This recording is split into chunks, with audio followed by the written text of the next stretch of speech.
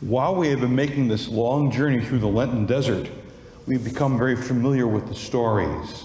We've been journeying with Jesus. We met Jesus with the woman at the well. We met Jesus who was healing the man born blind. We were there with Martha and Mary when their brother Lazarus was raised from the dead. And certainly I think this reading of the Passion reminds us of a story. It's part of the journey we know well. Jesus returns to Jerusalem, the city of peace. And we know how everything will turn. We've been walking with Jesus all during this season. Folks, I implore you, I invite you to come and spend these next few days. This is not the end of Lent. We have Holy Week, but Holy Week is still this continuing journey when we have this long story, this long narrative. It comes to the conclusion that brings us not just to Golgotha for the hill when Jesus dies, it brings us to the tomb when new life is there for all. So I invite you, continue the journey these next few days.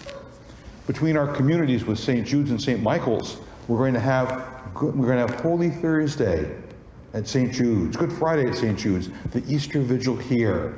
When you take your bulletin when you leave, you can see the schedule. Perhaps many of you receive cards in the mail with information on our schedule. I ask you to join us because it's part of the journey. I know the calendar likes to talk about separate days, Monday, Tuesday, Wednesday, Holy Thursday, Good Friday, Holy Saturday, Easter Sunday. But this is a long story, a long continuous story.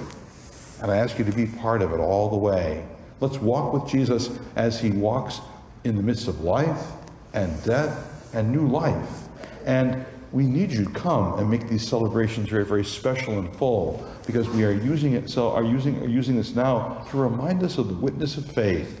Let's take this time now to celebrate Holy Thursday, Good Friday, the Easter Vigil. And by the way, some folks have asked me, hey, Father, I often go to Mass for Christmas Eve. I know I don't have to go on Christmas Day.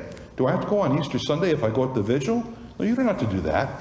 If you want to draw the connection like Christmas Eve and Christmas Day, Easter Vigil and Easter Sunday, go ahead.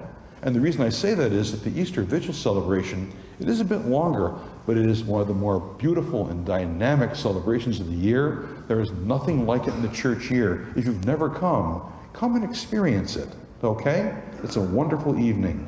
Blessings to all of you.